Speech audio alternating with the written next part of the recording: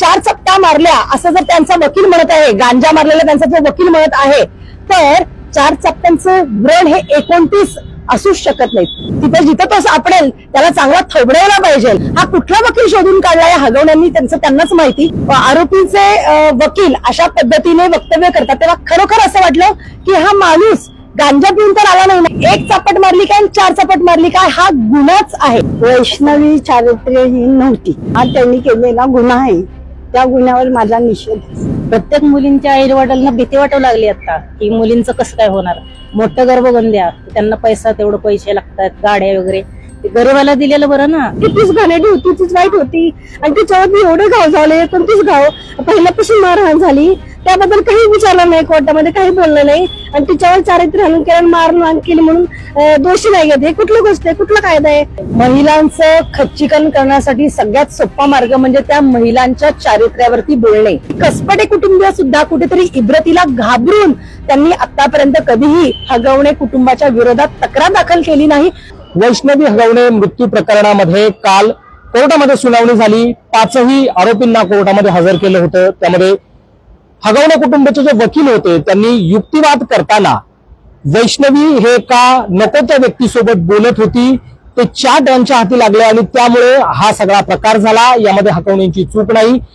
ही जी आत्महत्या आहे ती हुंडाबळीची नसून यामध्ये वेगळं काही आहे का याचा तपास करावा असं म्हटलं. म्हणजे एकंदरीतच काय तर वैष्णवीचं चारित्र्य हनन कोर्टामध्ये होतंय का हा प्रश्न उपस्थित झालाय. कारण नको त्या व्यक्तीने नकार दिल्यामुळे किंवा त्याच्याकडनं त्रास झाल्यामुळे वैष्णवीने आत्महत्या केली असेल असं हगवणे कुटुंबाचे वकील कोर्टामध्ये म्हणाले. आणि त्यानंतर पुण्यातल्या ज्या काही महिला आहेत त्या वकिलांच्या या युक्तिवादावर नक्की त्यांना काय वाटतंय त्या वकिलांच्या विरोधातच आक्रमक झालेल्या पाहायला मिळत आहेत. माझ्यासोबत पुण्यातील काही महिला कार्यकर्ते आहेत, मी त्यांच्याकडे जाणार आहे. सुरुवातीला रेखा कोंडे आहेत, त्यांच्याकडे जातोय. काही कालचा युक्तिवाद तुम्ही सगळा पाहिला असेल, ऐकला असेल, काय वाटतं त्या युक्तिवाद? काल दुपारी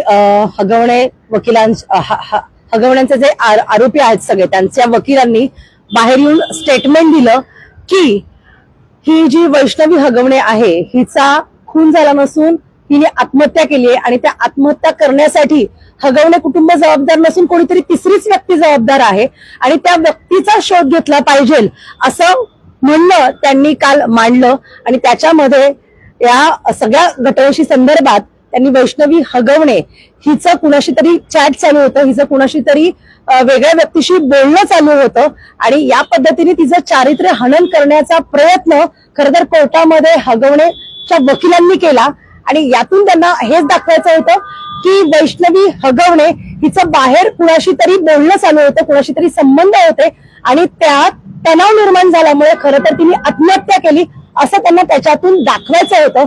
खरं तर आता वैष्णवी हगवणे ही आपल्यात नाहीये, ती मृत पावलेली आहे. त्यामुळे ती या गोष्टीचा बचाव करण्यासाठी आज आपल्यासोबत नसताना आरोपीचे वकील अशा पद्धतीने वक्तव्य करतात तेव्हा खरोखर असं वाटलं की हा माणूस गांजा पिऊन तर आला नाही ना अशी शंका आम्हाला त्यांच्या बोलण्यातनं जाणवली. खरं तर त्यांचं म्हणणं याच्यात असं देखील होतं की 4 थोबाडीत मारल्या. महत्वाचं होतं ही म्हणजे 4 नवऱ्याने जर हे सगळं कळाल्यानंतर 4 फटके जर मारले किंवा 4 कानामध्ये मारले तर ही हॅरेसमेंट होत नाही. अत्यंत धक्कादायक. कौटुंबिक हिंसाचार कायदा हा यासाठीच बनलेला आहे की कुटुंबातल्या महिलेवरती कुटुंबातील सदस्य जर हाणामारी करत असतील, तिला शिवीगाळ करत असतील, तिच्या पैशांचा आणि तिच्या दागिन्यांचा अपहार करत असतील तर त्यासाठी कौटुंबिक हिंसाचार कायदा हा अंमलात आणलेला आहे आणि त्याच्या अंतर्गत हा गुन्हा आहे. 1 चापट मारली काय 4 चापट मारली काय हा गुन्हाच आहे. कोणत्याही कायद्यामध्ये महिलेला मारण्याची परवानगी दिलेली नाहीये आणि मुळामध्ये अशा काही गोष्टींमध्ये 4 चपट्या मारल्या असं जर त्यांचा वकील म्हणत आहे, गांजा मारलेला त्यांचा जो वकील म्हणत आहे, तर 4 चपट्यांचं व्रण हे 29 असूच शकत नाहीत. त्या वैष्णवी हगवणेच्या संपूर्ण शरीरावरती 29 व्रण आहेत आणि 15 व्रण हे ताजे आहेत असा पोस्टमॉर्टमचा रिपोर्ट आहे. याबद्दल सुद्धा स्पष्टीकरण खर तर काल वकिलांनी द्यायला हवं होतं. जेव्हा मीडियाने त्यांना प्रश्न विचारले की मग हे दोनही पिता पुत्र फरार का झाले त्याच्यावर त्यांच्याकडे बोलण्यासारखं काहीच नव्हतं. त्याच्यावर त्यांनी गुंजा उत्तर दिली. का बरं? मग तुम्हाला फक्त फोकस कशावरती करायचा आहे की वैष्णवी हगवणे ही कशी चारित्र्यहीन मुलगी होती आणि त्याच्यामुळे सगळा हा प्रकार घडला. तर याच्यातून केवळ समाजातून जी सहानुभूती वैष्णवी हगवणेला आणि तिच्या कुटुंबांना मिळत होती ती कुठेतरी संपली पाहिजे, ती दुसरीकडे डायव्हर्ट झाली पाहिजे, त्यासाठी खरं तर केलेलं हे कालचं आरोपींच्या वकिलांचं वक्तव्य आहे. ताई, दुसरीकडे रोहिणी खडसे यांनी काल एक ट्विट केलं आणि त्यामध्ये म्हणतात की या वकिलाला मुस्काडणाऱ्याचा मी सत्कार करते. हा सत्कार केलाच पाहिजे. समस्त महिला वर्गाकडनं खरंच जोड्यांचा सत्कार त्याला केला पाहिजे. तिथे जिथं तो सापडेल त्याला चांगला थोबडवला पाहिजे. कारण लाज वाटली पाहिजे की महिलांच्या मारहाणीचं तो समर्थन करतोय. म्हणजे तुम्ही समाजात काल तो काय मेसेज गेला की 4 थोबाडीत मारल्या काय 10 थोबाडीत नवऱ्यांनी मारल्या काय, तो काही गुन्हा असू शकत नाही. म्हणजे तुम्ही प्रवृत्त करताय महिलांवरती अत्याचार करण्यासाठी. हा कुठला वकील शोधून काढला या हगवण्यांनी, त्यांनाच माहिती. आणि असे वकील आर्ग्युमेंट करतात कोर्टामध्ये, अतिशय चुकीचा आणि निंदनीय आहे हा सगळा प्रकार.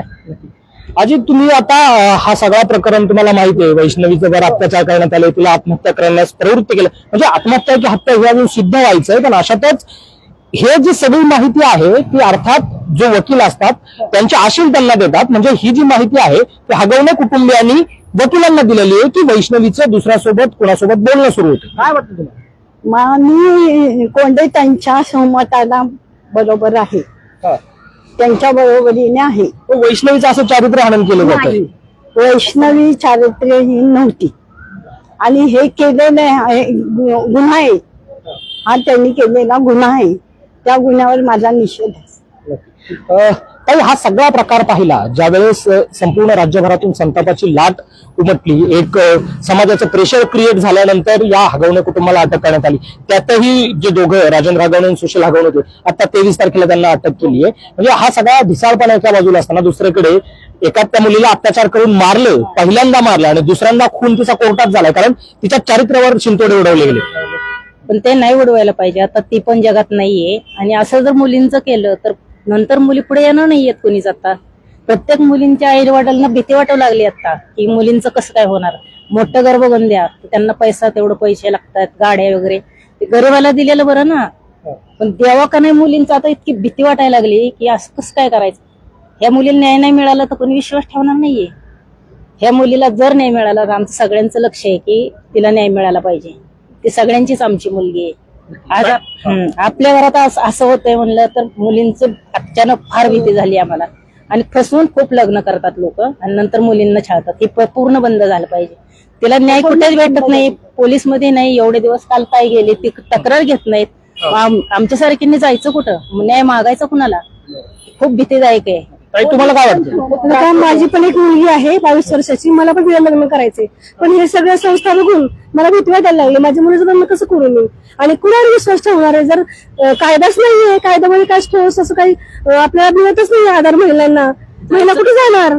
आणि या महिलांनी कुणाकडे जायला नाही मागायचा. कायद्यामध्ये सुद्धा खूप टाळाटाळ आहेत. जे काल घडलं की त्या महिलेवरच म्हणजे त्या मुलीवरच खूप आरोप केले गेले. मग ह्या मुलीने कुठे जायचं.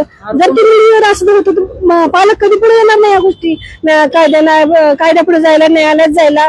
तर तिची अशी शिंतोड उडवलं का तिच्या चारित्र्यावर तर कुणीच पुढे येणार नाही आणि कुणी तक्रार पण करणार नाही. ही किती वाईट गोष्ट आहे. महिलांवरती एवढा अन्याय करता आणि वरती तुम्ही त्याच महिलेला म्हणता की तीच घाणेरडी होती, तीच वाईट होती आणि तिच्यावरती एवढे घाव झाले. पण तीच घाव पहिल्यापासून मारहाण झाली त्याबद्दल काही विचारलं नाही, कोर्टामध्ये काही बोललं नाही आणि तिच्यावर चारित्र्य हनन केलं, मारहाण केली म्हणून दोषी नाही घेत. हे कुठली गोष्ट आहे, कुठला कायदा आहे आणि कुठल्या महिला सक्षम होणार आहेत, कधी होणार. आणि महिला सक्षम होण्यासाठी तुम्ही म्हणता प्रयत्न करतो, सरकार म्हणतं, कायदा म्हणतं, कुठे येते सगळं, काहीच नाहीये. मुलींना आता लग्न करायला भीती वाटते. माझी मुलगी असं म्हणते मी कसं लग्न करू मम्मी, ह्या गोष्टी करत असतील तर मी लग्न नाही करणार आहे. आता मला भीती वाटते म्हणते. तर मुलगा आता चांगला बोलतो, काय माहिती तुझं मन फिरलं आणि काय वाईट झालं तर कोण जबाबदारी झालं. आईवडिलांना तर फार भीती वाटते. जसं की मी आई आहे, मला फार भीती वाटते असं बघितल्यावरती. मी कसं मोठ्या घरात मुलगी द्यायची म्हणून आपण सह बघतो, चांगल्या ठिकाणी मुलगी द्यायची. माझी मुलगी आता IT मध्ये कामाला आहे तरी सुद्धा आम्हाला भीती तिच्यावरती असं काही होऊ शकतं, घडू शकतं. या सगळ्या प्रकरणाचा जी सुरुवात झाली ती म्हणजे अगदी तिच्यावर अत्याचार जे झाले किंवा वैष्णवी आत्महत्या करण्यापूर्वीचे काही दिवस किंवा तो जर भाग पाहिला तर 2 कोटी रुपयाची मागणी केलेली होती आणि त्यामध्ये वैष्णवीचा छळ करण्यात आला, अत्याचार करण्यात आला. लग्नामध्ये 51 तोळे सोनं, 47 लाखांची फॉर्च्युनर, जवळपास 1.5 कोटी रुपये, 1,45,00,000 रुपये लग्नाच्या एका दिवशी खर्च करण्यात आले आणि लग्नाच्या काही महिन्यातच वैष्णवीच्या चारित्र्यावर संशय घेण्यात आला आणि हे स्वतः वैष्णवीच्या आई वडिलांनी सांगितलेलं होतं आणि त्याचीच रिओढत या हगवणे कुटुंबाने आपल्या वकिलाला ही सगळी माहिती सांगितली. म्हणजे ज्या पद्धतीने तिचा छळ ज्या कारणावरून करण्यात आला होता तेच कारण वकिलाला त्यांच्या आशयाने सांगितलं आणि वकिलांनी ते कोर्टात मांडलं. अर्थात भारतीय न्याय व्यवस्थेमध्ये कोर्टात जरी दावे केले असले तर त्याला पुराव्यांचा आधार लागतो. पुराव्याने ते अजून सिद्ध व्हायचंय. मात्र आता वैष्णवीचं चारित्र्य हनन होतंय का आणि यामुळे समाजात काय नक्की असर होऊ शकतो? महिलांचं खच्चीकरण करण्यासाठी सगळ्यात सोपा मार्ग म्हणजे त्या महिलांच्या चारित्र्यावरती बोलणे. महिलांच्या चारित्र्यावरती प्रश्नचिन्ह निर्माण केल्यानंतर ती महिला पहिल्यांदा खचते आणि खचल्यानंतर ती संपते, कारण तिच्यासाठी तिचं चारित्र्य खूप मौल्यवान आणि महत्वाचं असतं. या केसमध्ये त्यांनी अगदी नेमकं तेच केलेलं आहे की वैष्णवी हगवणेच्या चारित्र्यावरती बोट ठेवलेलं आहे आणि त्यातून त्यांनी असा संदेश दिलेला आहे की या माध्यमामुळे आणि या गोष्टीमुळेच खरं तर तिने आत्महत्या केलेली आहे. आपण याच्यापूर्वीची पण एक केस बघूयात की स्वारगेट बलात्कार प्रकरणामध्ये देखील सुद्धा त्या मुलीवरती अगदी असेच आरोप त्यांच्या वकिलांनी केलेले होते की ती मुलगी चारित्र्यहीन आहे, ती वेगवेगळ्या पद्धतीने अशा लोकांना ब्लॅकमेल करते आणि तिचा तो व्यवसाय, अशा पद्धतीने ते आर्ग्युमेंट्स तेव्हा त्या बलात्कार प्रकरणामध्ये केलेले होते. अगदी तीच रिओढत वैष्णवी हगवण्याच्या बाबतीत सुद्धा आरोपीच्या वकिलांनी सेम हाच प्रकार केलेला आहे. म्हणजे याच्यातून तुम्ही समाजाला असा मेसेज देता आहात की महिलांचं खच्चीकरण करायचं असेल, महिलांना संपवायचं असेल तर त्यांच्यावरती, त्यांच्या चारित्र्यावरती शिंतोडे उडवले पाहिजे, म्हणजे ती महिला शांत होते. आणि हे चारित्र्यावरती शिंतोडे उडतात म्हणूनच खरं तर महिला पोलीस कंप्लेंट करायला जात नाहीत, घाबरतात, कोर्टाची पायरी चढायला नको म्हणतात. कारण जेव्हा कोर्टापर्यंत माणूस पोहोचतो तेव्हा आरोप आणि प्रत्यारोप हे होत असतात आणि ते सोसण्याची मानसिकता ही प्रत्येक मुलीमध्ये नसते. आणि या प्रकरणामध्ये कुठेतरी असंही दिसतं आहे की कसपटे कुटुंबीय सुद्धा कुठेतरी इब्रतीला घाबरून त्यांनी आतापर्यंत कधीही हगवणे कुटुंबाच्या विरोधात तक्रार दाखल केली नाही आणि याच गोष्टीचा फायदा आज आरोपींचे वकील कुठेतरी घेत आहेत.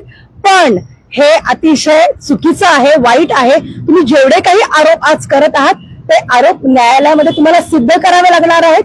न्यायालय हे कुठेही भावनेच्या आधारावर चालत नाही, पुराव्यांवरती चालतं, पुराव्यांवरती सगळे निकाल दिले जातात. त्यामुळे वैष्णवी हगवणेवरती जो चारित्र्याचा तुम्ही आरोप केलेला आहे तो तुम्हाला सिद्ध करावा लागणार आहे आणि जेव्हा तो सिद्ध होईल तेव्हा खरं तर हे सगळं प्रकरण अजून उजेडात येणार आहे. नक्की. या सगळ्या पुण्यातल्या महिला होत्या ज्या सामाजिक कामात सुद्धा असतात आणि ज्या पद्धतीने काल वैष्णवीच्या चारित्र्यावर बोट उचललं गेलं कोर्टात हगवण्यांच्या वकिलाकडून, त्यानंतर संपूर्ण महाराष्ट्रभरात एक वेगळा संताप व्यक्त होतोय.